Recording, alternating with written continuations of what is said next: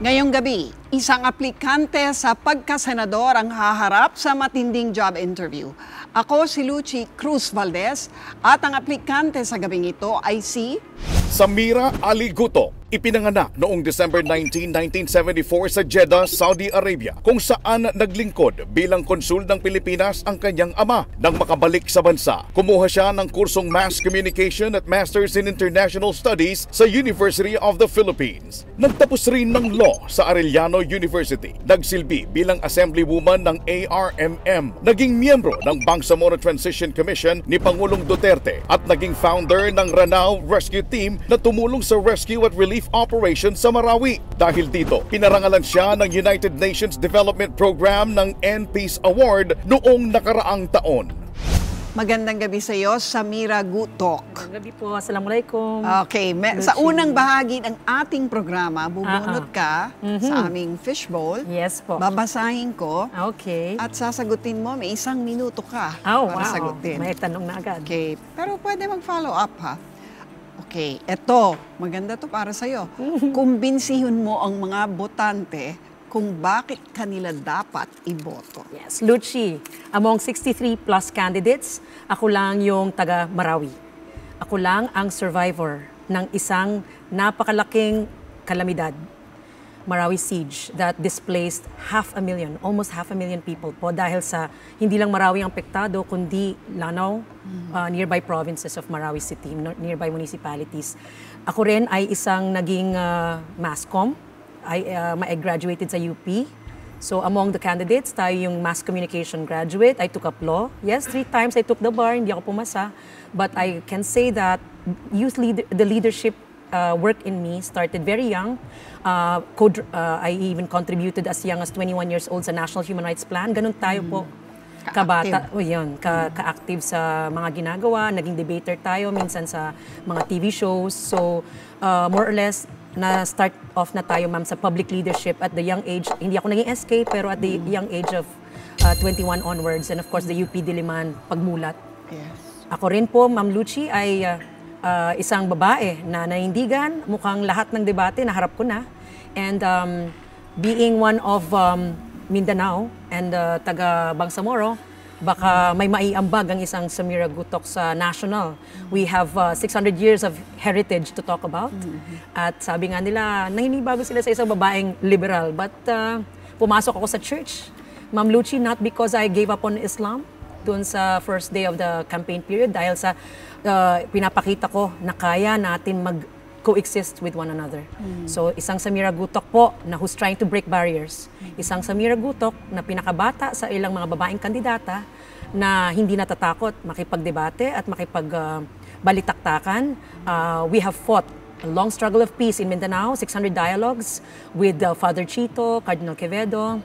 I think it's time for young blood in the Senate. Pero follow up, no? Opo. In a country where a vast majority are not Muslim. Yes. So, bakit mo gagawing, sabihin na natin, unique selling proposition mo, yung pagka-Muslim mo? Yes po, because ang tagal na. 30 years po, Luchi, walang naging kababayan tayo from the South. And this is something that ay inaambag ko na baka yung kapatid yung Muslim may aambag sa Senado. Legislation, anti-discrimination. Actual yan po. Kapayapaan, peace talks ng CPP, naintindihan ko po the effect and ravages of war and conflict, how budgeting matters to us. Very important po, basic services versus war. All right. Second question. Okay, sige ma'am. All right. Ang pangalawang tanong, sa ano-anong Senate committee mo gustong mapabilang at bakit? If there's a committee on disasters or rehabilitation, dahil sa interested ako sa kalamidad, hindi lang kasi dahil nanggaling tayo doon sa Marawi and dinaanan ko rin po sa ang Zamboanga siege because I was a volunteer of the Zamboanga siege, Zamboanga crisis workers of ARMM. Yung Tacloban, naging volunteer din ako. So over the past 7 years, 10 years po, naintindihan ko po yung proseso.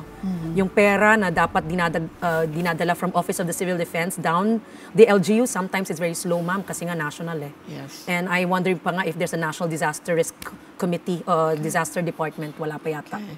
So I understand disaster, Committee on Disaster. Okay. Why not on APRO? Why cannot we have women deciding on budgeting? Why not evaluate where this direction of budgets go, finance? So importante yung APRO because baka minsan pork barrel lang pinag-uusapan ng mga lalaki at usapang lalaki. Ano ba APRO? Appropriations. Appropriations. Yes. Importante Okay. po na pag-usapan ng budget. Transparency po, pinaglalaban namin, ma'am. No to pork barrel, people's budgeting, which means, ma'am, from the community level, you must solicit yung proposals from below, and this is from the barangay, municipal, provincial level. This contributes to what is your overall budget for the national. Yeah. I don't know if this is being done now. I'm curious that you did not even mention Committee on Muslim Affairs Well, kasi naman, normal naman yan. Organic naman po. I will go to the Katutubo, Indigenous Affairs, Education. Importante, syempre, ma'am. Lahat ng susi ay edukasyon. So I will definitely. But that's the usual women committees. Yes. I'd like to understand finance because this is where the men usually decide where the direction goes. Oo. Okay. Well, marami pa akong gusto itanong sa'yo, pero mamaya sa second segment, no, tatanong ko yan. Yes. Okay. Anong meron ka na wala naman ang iba pang mga tumatakbo sa pagkasenador? Resilient. Because, di ko alam ang Tagalog, ma'am, resilient. Yung nakaka-absorb ng crisis. Yes. Crisis manager. Crisis management. Parang kawayan, sabi nga nila. Kung saan nangyari sa Tacloban, Kung nakatulong saan ako, hihip. baka mabilis ako nakakatulong. That trait of resiliency, adaptability. Dahil lumaki ako sa isang foreign environment, lumaki ako sa Saudi, but I'm still Philippine citizen. 15 years of my life. Naintindihan ko ang amoy ng iba't ibang tao. Attitude and dispositions ng iba't ibang tao. If puputulan ng ulo ang ng 600 or ilan po daw na kababayan tayo sa Saudi death row, baka magamit yung si Samira Gutoc makipag-negotiate.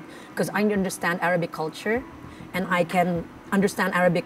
I don't speak language, but I can read Arabic and maybe converse in the culture of the Middle East. So may mga ganun tayong traits na I think from among the 63, marunong sila magbisaya, pero ako, I've lived there in the provinces, the rural life.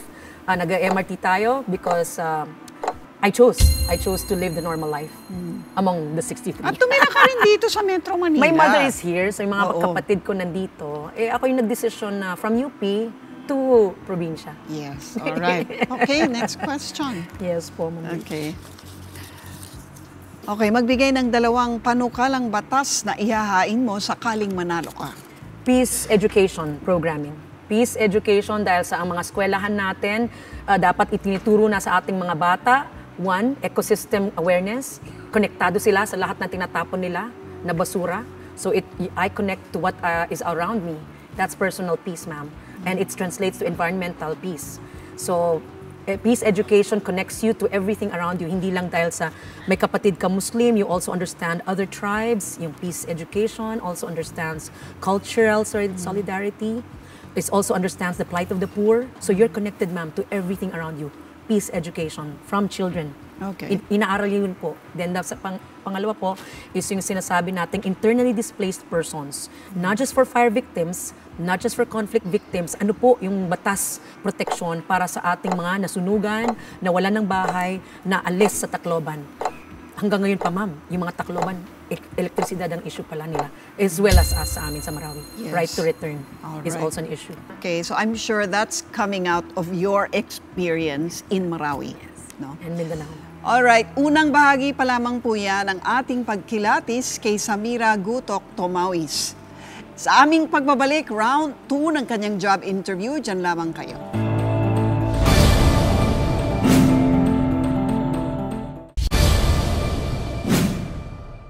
At nagbabalik po ang aplikante sa Senado at kasama pa rin po natin si Samira Gutoc. Sa round 2 ng ating usapan, Yes, ang ma'am. mga issue na. Yes. Unang tanong ko sa iyo, nalilito ang mga botante sa Tomawis at saka sa Gutoc. Yes po. Ano ba talagang dapat nilang isulat sa balota? Married ako to a Tomawis, but I use Gutoc. Gutoc because it's my single maiden name at yun ang Pero final ko na anong in-enroll mo? Gutoc talaga. Yun ang nasa kona ko. Nagkamali sa Pulse Asia na Tomawis ginagamit.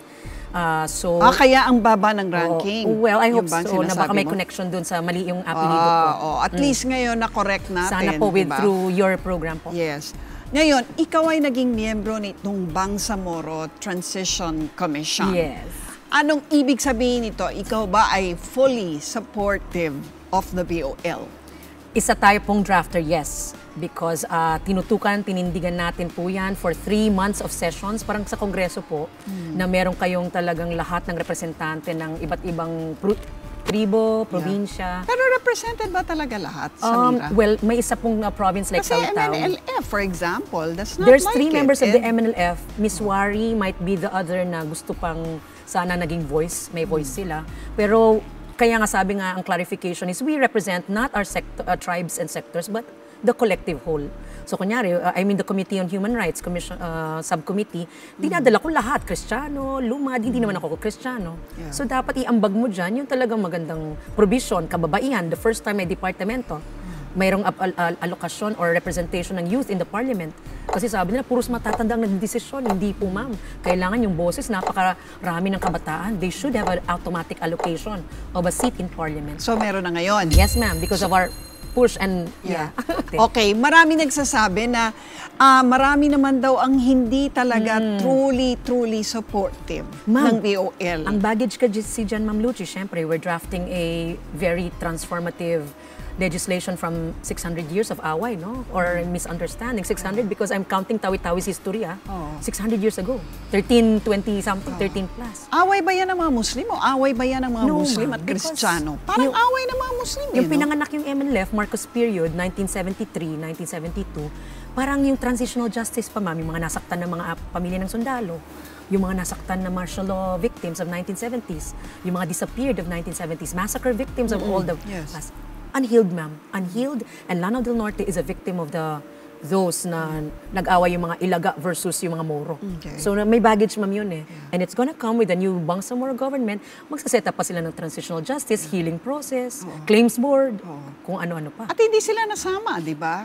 Yes po. Kahit na nanalo sila dun sa level ng mga citizens, di ba double dead yan? Dapat, Double majority. Dapat double majority. Oo, double dead. Ang nangyari, namatay naman sila dun sa provincial level. I'm from that area, ma'am. So paano yan? Yung mga ganyan. Meron naman, Does that defeat the purpose? Well, there are other locations like in North Cotabato, there are several barangays that join, dozens of barangays. And so, ma'am, dadaan po yung proseso. Kailangan yung trust building is generational. Sana po, next governors in the future, makita nila yung benefit if they see it also. After 2022, kasi may transitional authority pa yata tayo po. May mag-appoint si President. Ma'am, singit ko lang, hope the President will appoint not based on dynasties or malalakas, kundi mga qualified technocrats, mga professionals, na ang iniisip nila is for the whole, not just for their sector. Pero alam mo, kahit ngayon, merong pending petition sa Supreme Court na unconstitutional ngayon ang BARM, no? Dapat daw arm. Ano masasabi mo dyan? Yes, ma'am. The Governor of Sulu, Vice Governor, has filed that petition. Nirerespeto natin na may mga ganong resistance from below. And then I do respect that. Kailangan pong kilalanin din na kung anong yung decision ng Supreme Court. Although I hope, I appeal to the heart of the Supreme Court, huwag nilang i-thumb down ang resulta ng 17 years of negotiations. Yung MOA AD, ang reference point namin, MOA AD, struck as unconstitutional. So kaming mga new BTC, second BTC po kami kasi under Aquino, there was a Bangsamoro Commission, kami naman, the Duterte BTC, we made sure with 5 lawyers in the 21 members at ako yung isang LLB rin naman, at all in line. It would be consonant with constitutional provisions. Okay. Did you support, did you feel the support of the President dun sa Bangsamoro? Well, in the Lanao del Norte, hinintay siya. Not like in Cotabato, bumaba siya, but hindi siya bumaba sa amin sa Lanao Norte. And, well, Governor Dimapuro might have been crucial maybe in making people vote no. So, anong tingin mo nga doon? Binigay ba sa iyo ng Pangulo yung full support na kailangan ninyo para may pasa ito? It was late on the voters' ed level. It was an advocacy by civil society, even 1 year before the plebiscite. Kailan po yun? Yung January 3rd, February.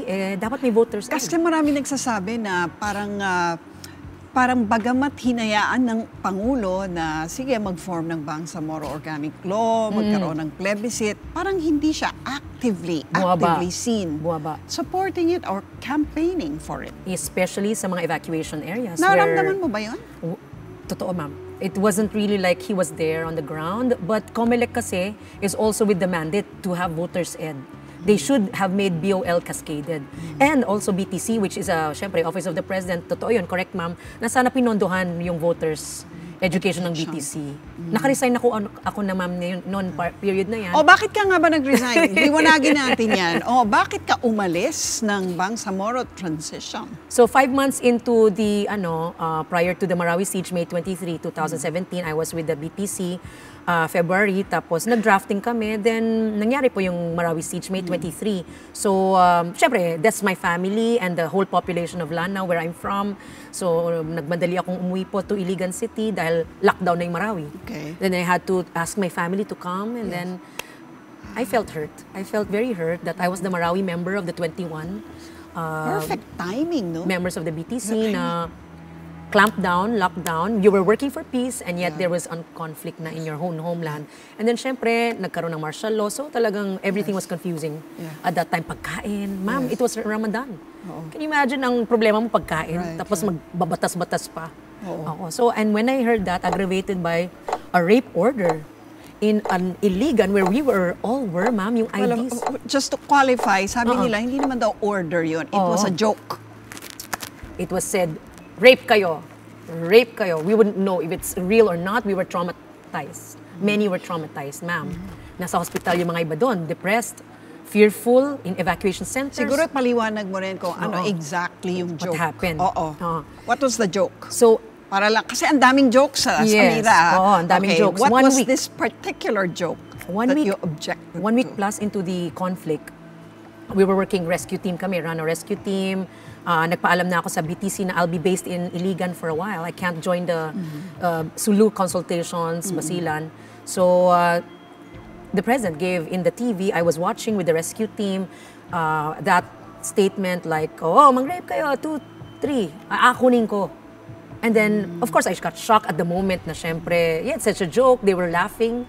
But among ourselves, ang nakita ko yung turning point po, ma'am, was among the rescue team, was like they were just watching without any sense of parang question. So at that moment, ma'am, I felt that something was seriously wrong. Nobody was saying, this is wrong. Walang this language. Yeah, that was the word, no offense. So parang feeling ko, maybe I had to really make myself as a sacrifice that I don't feel very comfortable with that. And then I texted already the MILF, the BT's yung government through Ma'am Irene Inday Santiago. Then the rest is history. Well, pero yung mga kasama mo rin dun sa Transition Commission, hindi rin naman talaga nagpahayag ng kasing, sabihin na natin, passionate, offensive, offended feeling, no? As you did. Yes. Pero pare-pareho kayong advokasya, no? Napektado. Bakit kaya? Literally. It was literal for me, ma'am, my family, the population was in the doorstep na naglalakad bawat isa. It was an exodus, ma'am, from Marawi to Iligan. Walang ambulansya, walang help, walang rescue from the government. Tapos nag-start na sila nagbarilan, yung multi-group versus government. It was really like traumatizing at that moment, ma'am, for me. Okay. Ngayon, are you in agreement with the Supreme Court decision upholding the extension of martial law? No, ma'am. Since martial law extension 1, 2, 3, I've been there in Congress. Naghihintay po ako na matawag ako because ako yung nagsalita, ma'am, July 23, congressional hearing, joint ML extension hearing that I cited 4 incidents wherein a pregnant woman was taken in a municipal hall, city hall, and she was interrogated the whole day of why she had a dextrose in her bag. And then she didn't even have a legal assistance with her. Wala po siyang kasama, wala siyang, hindi man lang tinawag yung mga Maranaos. Kasi the Maranaos scattered all over Mindanao and the Philippines finding for safety. So anong take mo dito Haven. sa Marawi? Yung nangyari doon, are you saying na hindi naman totoo yung danger na may ISIS, na may terrorist threat? Ma'am, what's your take on it? The thing is, there is an anti-terror law and there are mechanisms for curtailing terrorism, and this is not the 2 elements that the law says, the Constitution says. So hindi kailangan ng martial law? Lawless invasion. Yes, ma'am. Lawless invasion and rebellion. Pero marami nagsasabi na nakatulong daw yung martial law. Because they're not from Marawi. They're not from Marawi. And even if the Marawi na mga taong yes sa martial law, it's because syempre they take food from government. Bakit ka naman magsasabi ng while bite the hand, ano ba yun, ma'am? Hindi, pero kasi, Pinapakain tayo. sabi nga nung Pangulo, ISIS is, sabi na natin, kakaibang enemy yan, no? At kakaibang threat. At baka dumating pa sa ibang mga lugar ng bansa. But You don't agree? we'll have to have preventive measures, and the DILG and the agency ng DND are just installing right now the Preventing Violent Extremism Programming. Meaning, ma'am, dinahas mo, in-express mo sa dahas, and Abu Sayyaf is just a test case example na it didn't succeed with dahas. Airstrike ka ng Sulu since 1990s, hindi pa rin naubos si Abu Sayyaf. Mindanao is a big problem Very, in very terms of big. national security. And I'm starting with the youth, with my peace education. I hope that with guarding our schools, our madrasas, Islamic schools, that some accuse to be teaching the wrong thing, Yes.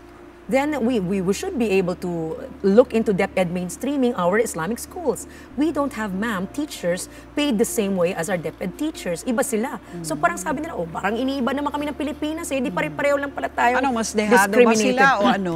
Yung Arabic speaking, ma'am, kasi daw hindi nakakapasa ng DepEd exams. So mas mababa. I see. Because they Alright. graduated from Saudi, from ano. So is there a way from equivalency from DepEd National maibigay sa mga nag-graduate with some, syempre, requirements? Hindi ba yan mariresolve ng BARM? This is for the BARM region, but for Yes. national. From the BARM region. Yes, I know. But Okay, but using the still over. autonomy now that yeah. you've given the BARM. So the BARM, I'm sure yung one sentence doon na power over the madrasa examinations, something like that, sana nandun pa rin kasi since I last left them, Nandun nandun yun. siya. So madrasa will be directly supervised by a BARM so that it becomes also quality standard at mabantayan po na hindi iba-ibang tinuturo natin. Okay. Naku, walang katapusan pag Ang dami Mindanao, pong pero ginagawa. hindi pa tapos Dapat ang job gagawin. interview ni Samira Gutoc. At sa aming pagbabalik final round na po tayo, ito po ang aplikante sa Senado.